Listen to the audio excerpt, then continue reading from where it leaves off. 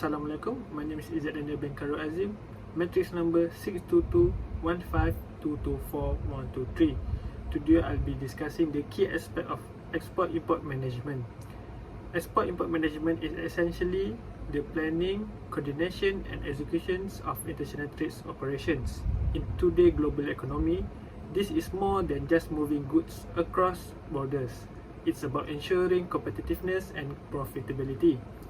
Companies that master this process can access new markets, source a wider range of inputs, and respond quickly to global demand shift. In this presentation, I'll cover four main areas: trade regulations, logistic and supply chain management, financial considerations, and risk management. When engaging in global trades, one of the first challenges companies face is navigating international regulations. Business must prepare proper custom documentation such as bills of lading, invoice, and certificates of origin. Regulation also includes export control, particularly on sensitive technologies. An example being US restriction on semiconductors, which affect Huawei. Free trade agreement also play a major role by reducing tariff and enabling smoother trade flows, as seen with Tesla and Samsung. However, non-compliance can be costly. During the US-China trade wars, many American firms face additional costs due to sudden tariff increases. This highlights why regulatory compliance is central to successful trades. Once regulations are understood, the next aspect is logistic and supply chain management. Companies must select appropriate transport modes. Sea freight is the cheapest for bulk goods. Air freight is fast but costly. Rail is a good balance, and trucking is essential for final delivery.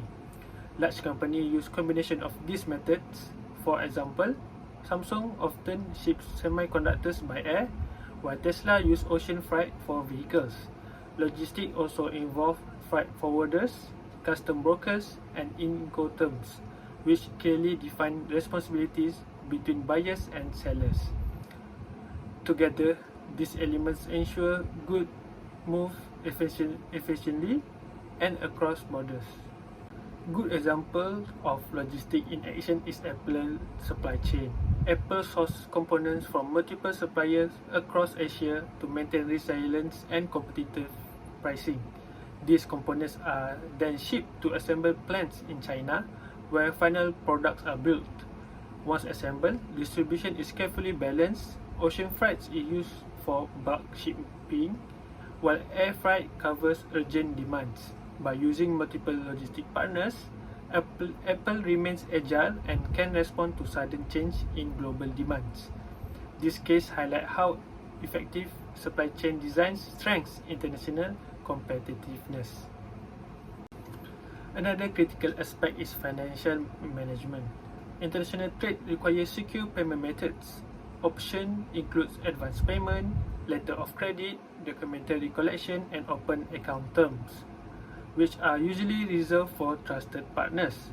Trade financial tools such as pre- and post-export financing, supply credit, and support from export credit agencies help companies manage working capitals.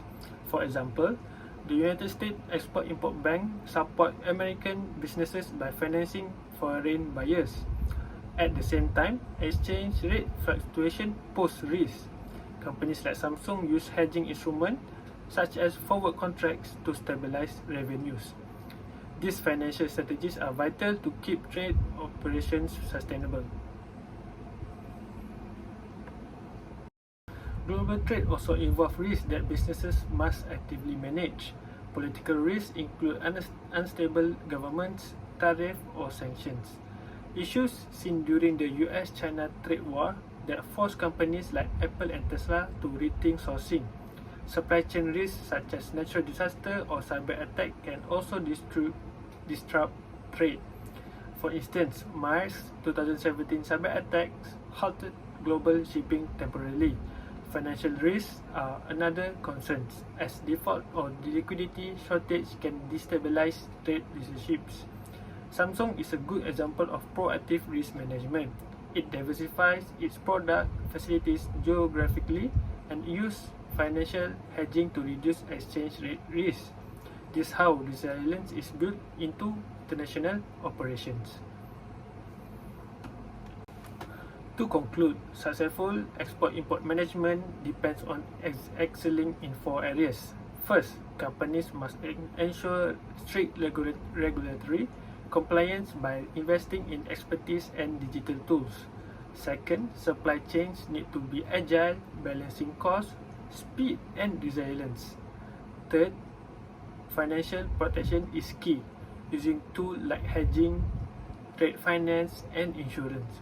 Finally, proactive risk management prepares businesses for political, financial, and operational uncertainties. Companies like Apple, Samsung, Tesla, and Mars can demonstrate how strong planning in these areas supports competitiveness and long-term success in international trades. That's all from me. Thank you.